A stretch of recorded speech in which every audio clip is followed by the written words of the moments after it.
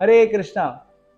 तो आप सभी का पुनः एक बार स्वागत है और आज हम चर्चा करने वाले हैं दक्षिण भारत के महाजनों में से एक ही। जी हाँ, उनका नाम होता है अलवर। जैसे 12 महाजनों का नाम दिया है यमराज ने भागवतम में, जिनके पद चिन्हों पे चलते चलते हम भगवान को प्राप्त कर सकते हैं, वैसे ही महाजन होते हैं दक्षिण भारत में, जिनके पद चिन्हों पे चल चलकर हम भगवान को प्राप्त कर सकते हैं। और वैसे एक महाजन हुए हैं जिनका नाम है कुलशेखर राजा। उनके अंदर एक विशेष गुण था, वो था लौल्यम, भगवान को प्राप्त करने की एक लालसा। ऐसा हमारे रूप गोस्वामी बताते हैं, लौल्यम एक अपि मूल्यम। अगर आपको कुछ देना है, कुछ पैसा देना है भगवान को प्राप्त करने के, वो क्या दे सकते हैं आप? लौल्यम। आपके अंदर ग्रीड होनी चाहिए भगवान को प्राप्त करने की। कुलशेखर राजा जो थे वो भगवान के कौस्तुभ मणि के अवतार थे। जी हाँ, भौतिक जगत में हम देखते हैं जड़ और चेतन वस्तु होती है, लेकिन आध्यात्मिक जगत में सारी वस्तुएं चेतन है। तो भगवान का कौस्तुभ मणि के अवतार हुए वो है कुलशेखर राजा। उनके पिताजी ने विशेष करके अनंत पद्मनाभ जी को प्रार्थना करी थी कि मेरे को एक पुत्र चाहिए, और उनके जैसा पुत्र चाहिए। पर भगवान ने बोला कि देखो, अभी मेरे इनकारनेशन का समय नहीं हुआ है, आपको मैं अपने कौस्तुभ मणि को भेजता हूँ और वो आपकी जो सारी इच्छाएं हैं उनको पूरी करेगा। तो उनका जन्म हुआ था ट्रवंकोर में, और वो छेदा जो कुल राज्य था उसके राजा बने, और अपने आप को कभी राजा नहीं माना। उन्होंने सोचा कि मैं सिर्फ भगवान का देख रेख करता हूँ। और वहीं पर ही हम सुनते हैं भगवान के अनंत पद्मनाभ जी के विग्रह जिनकी वो पूजा करते थे। वो अनंत पद्मनाभ जी के विग्रह अभी भी 21 फीट लंबे और पहले 21 किलोमीटर लंबे थे। तो उनके भक्त भगवान की रोज परिक्रमा लगाते थे, परंतु एक बार वो भक्त जब बूढ़े होने लगे, परिक्रमा नहीं लगा पा रहे थे, तो भगवान ने बोला आप चिंता मत करो, मैं छोड़ आ जाता हूँ। तो आज भी अनंत पद्मनाभ के जब हम दर्शन करने जाते हैं तो 3 दरवाजों से देखना पड़ता है भगवान को, इतने बड़े भगवान। और कुलशेखर राजा जो थे भगवान के दर्शन करने जाते थे, परंतु जैसे ही उनको रास्ते में कोई भक्त मिल जाता था, तो जो कुछ सामान लेकर, पैराफिनेलिया लेकर, पूजा की अर्चन की सामग्री लेकर जा रहे होते थे भगवान की पूजा करने के लिए, उसी से वो भक्त की पूजा करने लग जाते थे। क्योंकि उनको भक्तों के ऊपर पूरा विश्वास था कि भक्तों के द्वारा ही हम भगवान तक पहुंच सकते हैं, भक्तों को प्रसन्न करेंगे तो भगवान भी प्रसन्न हो जाएंगे। और ये विश्वास उनका बढ़ता रहा और बढ़ता रहा। जब वो सुनते थे तिरुपति में, कांचीपुरम में भगवान की कथाओं को, जब वो ऐसा कथाओं को सुनते थे तो उनके अंदर भाव आ जाता था, और वो बोलते थे अपने सैनिकों को, चलो मैं जाके अभी कांचीपुरम में या तिरुपति में रह जाऊंगा, भगवान के धाम में ही बस जाऊंगा। जी हाँ, चैतन्य महाप्रभु बताते हैं कि भक्ति के 5 अंग हैं जो बहुत प्रमुख है। उसमें से एक है भगवान के धाम में रहना, क्योंकि भगवान के धाम में वो शक्ति होती है जो हमको भगवान का स्मरण करा सकती है। तो ऐसे करके बार बार ये कुलशेखर राजा बोलते थे कि मेरे को जाना है तिरुपति, वहीं रहना है। परंतु इनके मंत्रीगण सोचते थे, अगर राजा चले जाएगा, वहां रहेगा, राज्य में नहीं रहेगा, तो कौन टेक केयर करेगा राज्य की? तो ऐसा सोचकर मंत्री लोग बार बार उनको किसी तरीके से रोकते थे, पर उनकी इच्छा इतनी प्रबल थी, उनको समझ में नहीं आ रहा था क्या करे। तो मंत्रियों ने एक चाल चली। उन्होंने सोचा कि वहां जाएंगे, भगवान के दर्शन लेंगे, क्यों ना यहीं पर ही इतनी सारी कथा कराने लग जाए, वहीं से भक्तों को यहाँ बुला लेते हैं, और जब भी वो बोलेंगे हमको जाना है, एक भक्त को वहां से इंपोर्ट कर लेंगे तिरुपति या कांचीपुरम से, उनको लग रहा है आप जा रहे हैं वहां पे, भक्त वहां से यहाँ पर आए, तो फिर वो नहीं जाएंगे।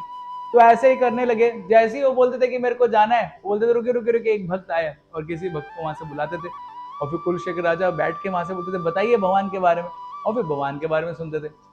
तो जब वो भगवान के बारे में सुनते थे और भगवान के बारे में इतने प्रसन्न होते थे, तो तुरंत अपने मंत्री को बोलते थे कि अरे भक्त आया है तो हमको एक उत्सव बनाना चाहिए, या फिर भगवान का कोई उत्सव का वर्णन आता तो बोलते थे उत्सव बनाना चाहिए। और उत्सव कैसा बनाना चाहिए? एकदम धूमधाम से। तो जब उत्सव बनाते थे, पूरा राज्य को सजाते थे, खूब सारे ब्राह्मणों को लाते थे और उनको बहुत सारा दान देते थे, जितना दान उनको चाहिए था उतना दान देते थे, सबको बहुत अच्छे अच्छे पकवान खिलाते थे। ऐसा 1 बार 2 बार 3 बार हर दिन होने लगा।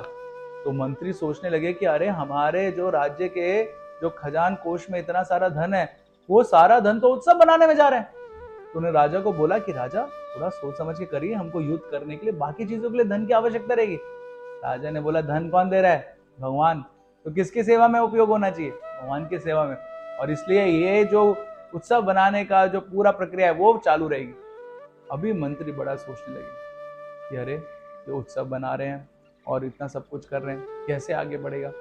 चलो इतना तो सही था कि धन दे रहे थे, उत्सव बना रहे थे, परंतु एक बार एक भक्त ने आके उनको भगवान रामायण से भगवान राम की कथा सुनानी शुरू करी। भगवान राम की कथा जब वो सुनाते थे बिल्कुल कथा में डूब जाते थे। तो एक बार वहां पे प्रकरण चल रहा था कि कैसे खर और दूषण ने, शूर्पणखा ने बोला अपने भाई खर और दूषण को कि जाओ जाके राम और लक्ष्मण के ऊपर आक्रमण करो। जब ये सुना कुलशेखर राजा ने तुरंत अपने सैनिकों को बोला। उनको लगा कि वो भगवान राम की जाके सहायता करेंगे, मदद करेंगे। उनको बोला चलो सैनिकों तैयार हो जाओ, हम लोग जा रहे हैं पंचवटी में खर और दूषण के साथ युद्ध करने के लिए। और निकल गए सेना लेके युद्ध करने के लिए। सारे मंत्री सोच रहे अरे भगवान राम से त्रेता युग चला गया, वो अभी क्या कर रहे हैं आप, है ना।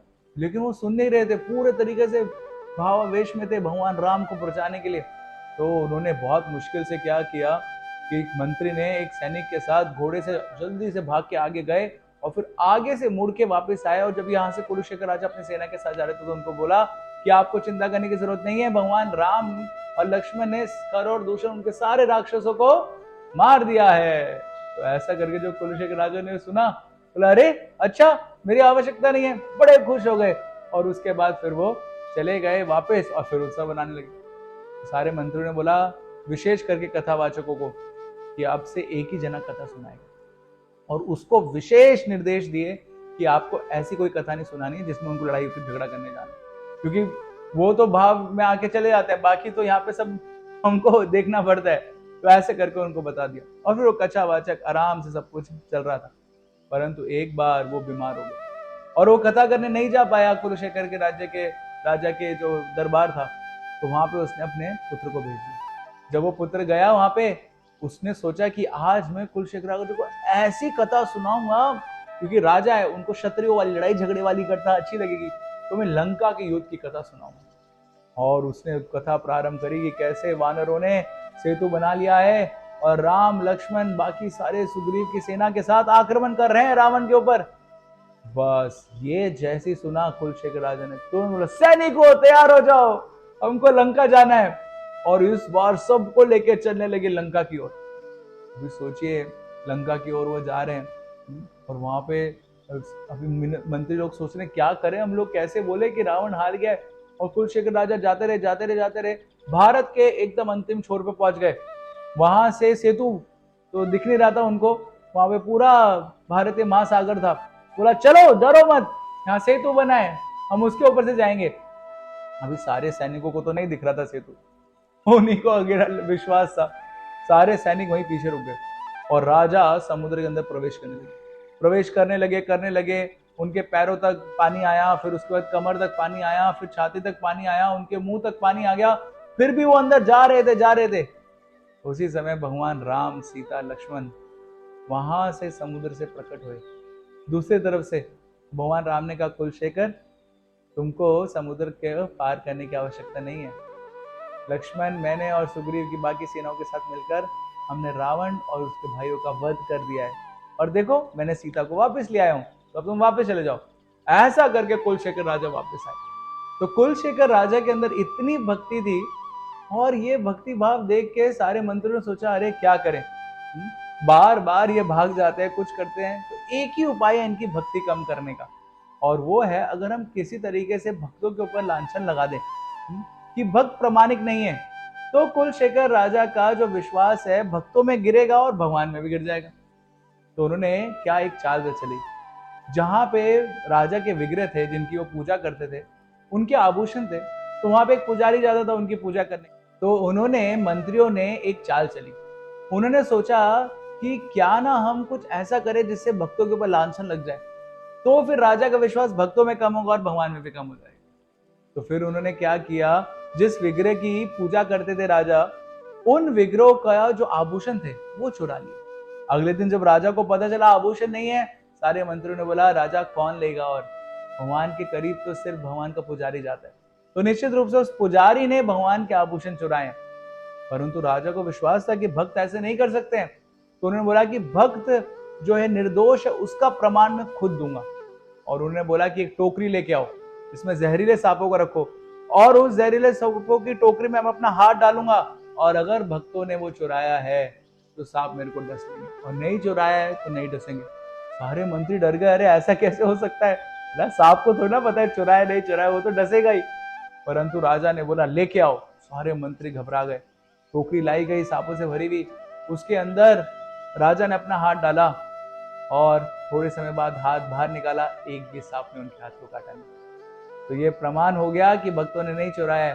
सारे मंत्रियों ने उनसे क्षमा मांगी और उनको बोला हमको कृपया करके क्षमा कर दीजिए, हम भक्तों के ऊपर लांछन लगा के आपकी भक्ति को कम करना चाहते थे, परंतु हमको विश्वास हो गया है कि आप भगवान के अनन्य भक्त हैं, आपकी भक्ति को कौन कम कर सकता है। इस दृष्टांत के बाद कुलशेखर राजा ने सोचा कि ऐसे मंत्रियों के साथ रहना अच्छा नहीं है, जो भक्तों की ही निंदा कर रहे हैं, भक्तों के ऊपर लांछन लगा रहे हैं। और फिर उन्होंने अपना राज्य वगैरह वहां से छोड़ के चले गए और फिर अपने जीवन के आखिरी दिनों में वो राजगोपाल स्वामी, जो मार्क कोविल करके स्थान में वहां पे पूजा की जाती है, वहां पे रहने लगे और भगवान के बहुत अच्छे अच्छे गुणगानों में उन्होंने बहुत सारे श्लोक लिखे, जिसमें से एक प्रसिद्ध मुकुंद माला स्रोत, जो हमारे श्रील प्रभुपाद जी ने उसका अनुवाद भी किया उसके कुछ श्लोकों का। और वो श्लोक इतने भाव वाले श्लोक हैं कि आप उनको सुनेंगे तो आपको पता चलेगा कि कुलशेखर राजा किस स्तर पे थे, आखिरकार दक्षिण भारत के महाजन थे। तो हम वैसे ही एक श्लोक के साथ कुलशेखर राजा के अनंत गुणगानों का विराम देंगे और वो श्लोक है श्रीवल्लभेति वरदेति दया परेति भक्त प्रियेति भवलुंठन को विदेति नरथेति नागशयनेति जगन्निवस्येति आलापिनाम प्रतिदिनम कुरु मां मुकुंदा। इसमें कुलशेखर राजा भगवान का अलग अलग नाम दे रहे हैं। वर देती, जो भगवान वर देते हैं, दया देते हैं, भक्तों को बहुत प्रिय हैं, भक्तों को ये जन्म और मृत्यु के सागर से पार करा देते हैं, जो शयन करते हैं कहाँ पे, अनंत शेष के ऊपर शयन करते हैं। ऐसे भगवानों के नाम का मैं दिन रात कीर्तन करते रहूं, हर दिन कीर्तन करते रहूं, ऐसी इच्छा है कुलशेखर राजा की। अलापि नाम प्रतिदिनम कुरु मां मुकुंदा, हे मुकुंदा आपके नामों का मैं ऐसे ही गुणगान करता हूं। तो देखिए इतने सुंदर तरीके से उन्होंने इतने सारे जो भगवान के गुणगान में अपना जो श्लोक हैं वो लिखे। ऐसे कुलशेखर राजा के बारे में हम लोगों को श्रवण करना चाहिए, स्मरण करना चाहिए कि उनका कितना विश्वास था कि भगवान की लीलाएं अभी भी हो रही हैं और भगवान उन लीलाओं के माध्यम से हमारे साथ आदान प्रदान कर सकते हैं।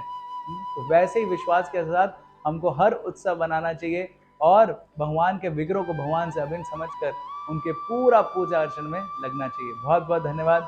हरे कृष्णा।